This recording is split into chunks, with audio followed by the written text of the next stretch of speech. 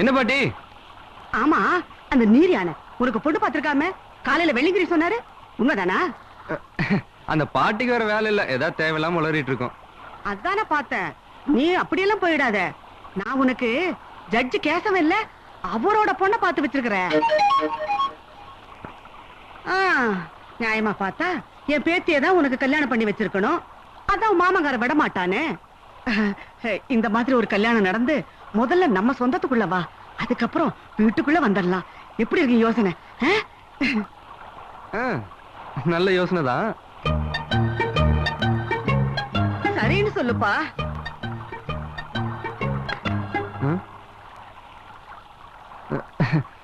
ஒரு நிமிஷம் பாட்டி. என்ன பாட்டி? ராஜா, அந்த குள்ள கத்திரிக்காய்கிட்ட உனக்கு என்ன பேச்சு? Don't talk to her. நான் பேசனா பாட்டி, அதுவா வந்து தொண அறுத்துட்டு இருக்கு. அதானே பார்த்தேன். Stupid lady. ஆமா, உன் கல்யாணத்தை பத்தி பேசினேனே, என்ன முடிவு பண்ண? Excuse me, 1 minute.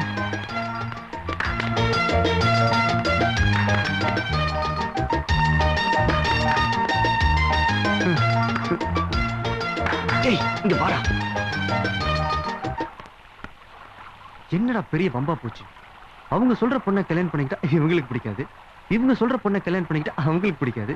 இதுக்கு என்னடா வழி? ஏதா சொல்ல. I'm a complaint boy. அதுக்கு இதுக்கு என்னடா சம்பந்தம்? ஏதாவது சொல்லு, நீ தானே சொன்ன.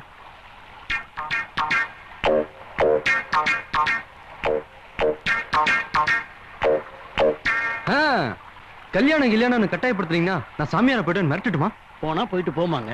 அப்ப கூட இந்து சாமியாரா போன்னு இந்தமா சொல்லுவாங்க, கிறிஸ்தவ பாதிரியாரா போன்னு அந்தமா சொல்லுவாங்க. பரவாயில்லையா? ஐடியா என்னடா? உனக்கு ஏற்கனவே கல்யாணம் ஆயிடுச்சுன்னு சொல்லிடுறேன். டேய் வேணாண்டா, எனக்கு என்னமோ இந்த ஐடியா பிடிக்கல. தலையை சுத்தி மூக்க தொடுற மாதிரி இருக்கு. இப்போதைக்கு இந்த பிரச்சனையில தப்பிக்கிறதுக்கு இதை தவிர வேற வழியே இல்லை. துணிஞ்சு உனக்கு கல்யாணம் ஆயிடுச்சுன்னு சொல்லு, மத்ததை நான் பாத்துக்கிறேன். முதல்ல கூப்பிடாங்க. பாட்டி கொஞ்சம் வர்றீங்களா? இதோ வந்துட்டேன். 1 minute. நான் சொன்ன பொண்ணு தானே? நான் சொன்ன பொண்ணு தானே? ஜட்ஜு பொண்ணு தானே? வந்து வந்து ஒரு விஷயம் எப்படி சொல்றதுன்னு தான் தெரியல. தைரியமா சொல்லுப்பா. எனக்கு யார்கிட்ட இருந்து? நிர்மலா மேரி, அவ ஒய்ஃப் கிட்ட இருந்து. ஓஹோ, ஒய்ஃப்ட்ட இருந்தா? நம்ம செட்டப் தாண்டா. உனக்கு கல்யாணம் ஆயிடுச்சுன்னு சொல்லிட்டேன், அத வீட்டுக்காரங்க நம்ப வேண்டாம். அதான் நானே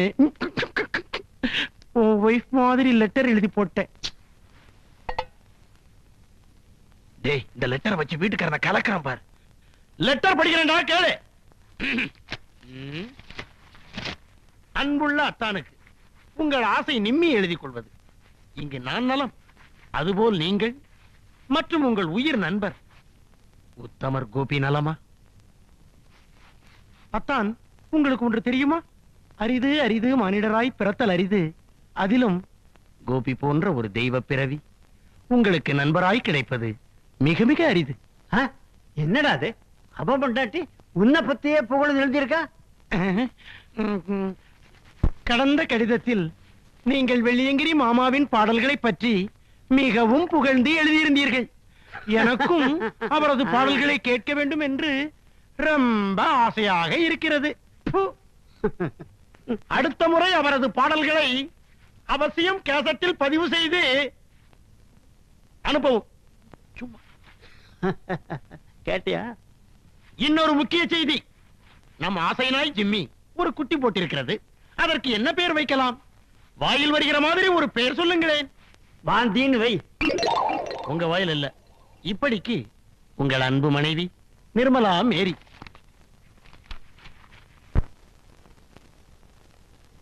இதே நமக்கு வெட்டி வேலையா போச்சுடா. உனக்கு பொண்டாட்டி இருக்கிறதா சொன்னாலும் சொன்னோம், நமக்கு நாமே லெட்டர் எழுதும்படி ஆகி போச்சு. எல்லாம் தலையெழுத்துடா.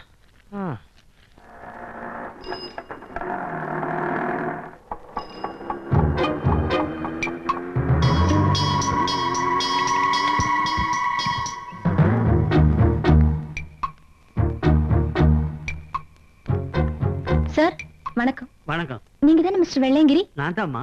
ஆமா நீ? அண்ணே உங்க ஒய்ஃப் வந்திருக்காங்க. ஏன் வைஃபா? நிர்மலா மாதிரி உங்க ஒய்ஃப் தானே?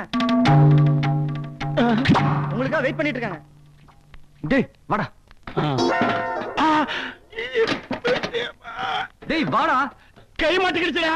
வர புரியலடா. கை மாட்டிக்கிடுச்சுடா. வந்து தொலைடா. சரி போ. ஐயோ போஸ்ட் பாக்ஸ். யோ உங்களுதாயா? பாக்ஸ் கொடுத்துருப்பாங்கயா. யோ யோ உங்களுதாயா? யோ பாக்ஸ் கொடுத்துருப்பாங்கயா. யோ புலம்பு கட்ட போதியா? யோ நான் 2 பேர் அடிக்கறயா. யோ நில்லையா.